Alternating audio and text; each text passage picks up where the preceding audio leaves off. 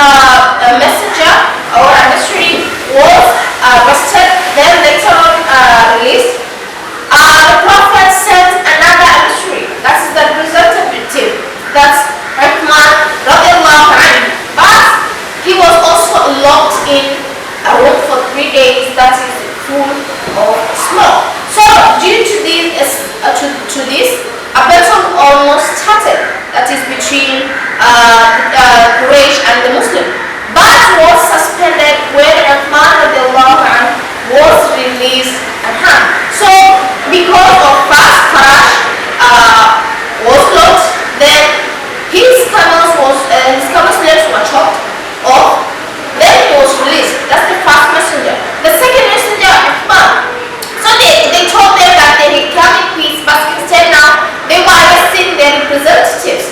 And after 3 days, when Uthman was released, so before Uthman was released, they almost fight. That is the Quraysh and the Muslim. But after they released Uthman and how the war was, or the vessel was suspended, so they did not fight. So at night, the Meccans used to sneak into the Muslims and to spy. But they learned that the Muslims were carrying out their activities very peacefully. So the Meccans did not trust the Muslims at first, so they had to send people to spy on whatever the Muslims were doing at night. But when they found out that the Muslims were just engaging in the religious activities, and because they did not carry any weapons, so it showed that they had come in peace and they wanted to perform Umrah, not any other reason. Then this finally convinced the Quraysh leaders. So after finding out that they had come in peace, they did not want to fight the Quraysh or take over Mecca.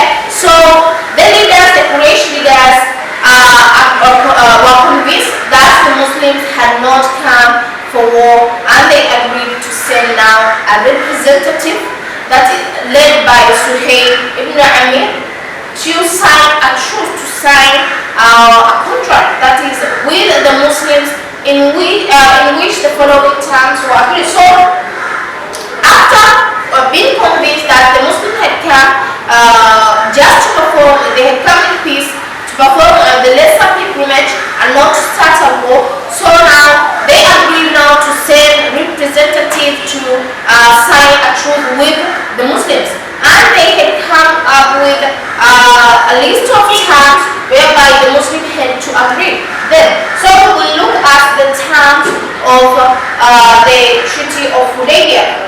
So one of the terms is that there should be no hostility between the Muslims and the Mecca for 10 years. So they're saying that because we saw that the Quraysh caravans most of the times were attacked by the Muslims when they were going to Syria, that is another part of Arabia. So they did not want the caravan to be attacked anymore. So they wanted the Muslims to agree that they should not have hostility between them for 10 good years. Then another term of the treaty is that the Prophet, peace be upon him, and the Muslims were to return to Medina that year without performing pilgrimage. So even though they had come, the Prophet, peace be upon him, had come with almost 1,400 men, that is Muslims men, to perform pilgrimage. But instead now, because of the arguments, the term said that they should go back to Medina, and that they can come back the following year to perform pilgrimage, not that year. So that is another term that they had to agree with the Muslims. Then the Meccan Muslims who left their people without permission want to be returned to Mecca and never be allowed to stay in Medina. When Muslims who escaped from Medina to Mecca will be welcome and never return to the Muslims. So they say that the people, the Meccans, who migrated to Medina, that is now they are the Muhajirs, who left their people back in Mecca. So they were supposed to return back and not go back or return back to Medina. So they had to come back to Mecca and not return to Medina. That's one. Then the Muslims who escaped from Medina. So those who escaped from Medina and went to Mecca, they are welcome to stay in Mecca. So that is another term of the treaty. Then they also wanted the Muslims to agree that no arms apart from swords will be carried by the Muslims when they go to Mecca the following year, because they say that the second term is that they should go, the Muslims should go back and come back the following year to perform pilgrimage. And also another argument is that they should, when they come back the following year, they should not carry again any weapons except their swords, which even during that year the Muslims had done. They did not carry any weapon, they just carried the swords. So another term is that any Arab tribe was free to befriend itself with the Muslims or the pagans Quraysh. So because of the allies, we had talked about the allies during the battle of Khandaq. We see that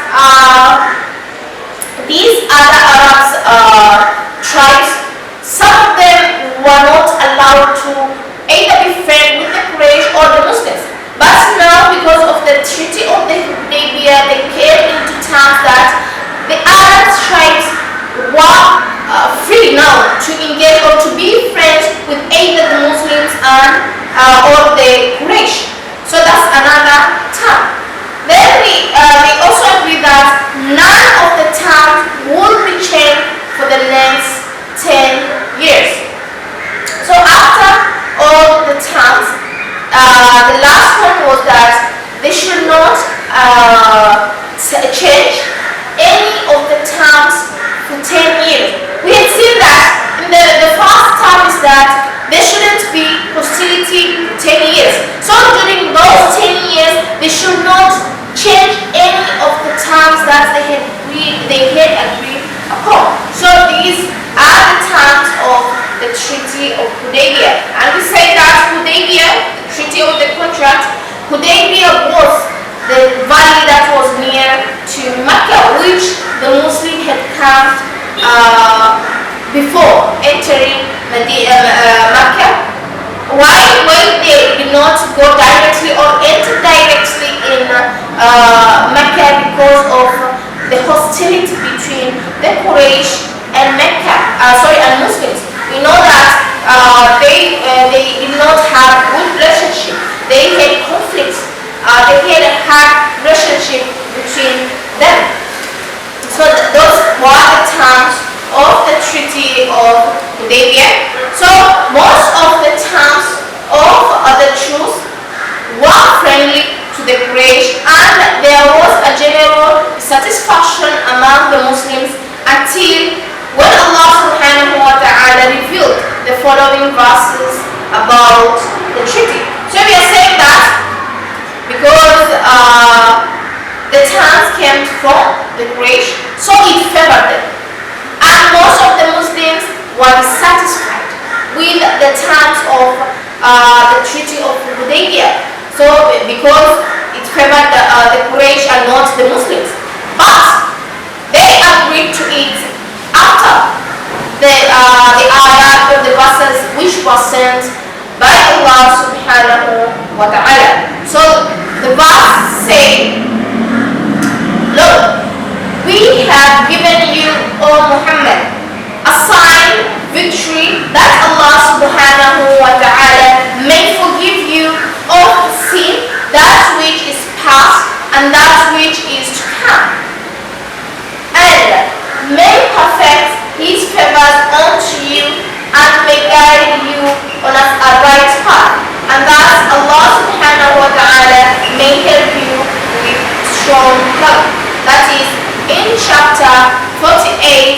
verse 1 up to 3. Then we're saying that the verses that is in chapter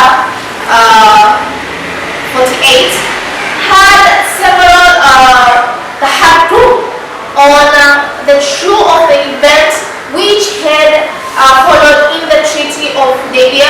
So we will discuss about the verse that we just read in our next lesson, inshallah, and also the lessons of the Treaty of David. So if you have any question, you may ask. You can ask via the Google Classroom or WhatsApp group. Otherwise, thank you and have a lovely day.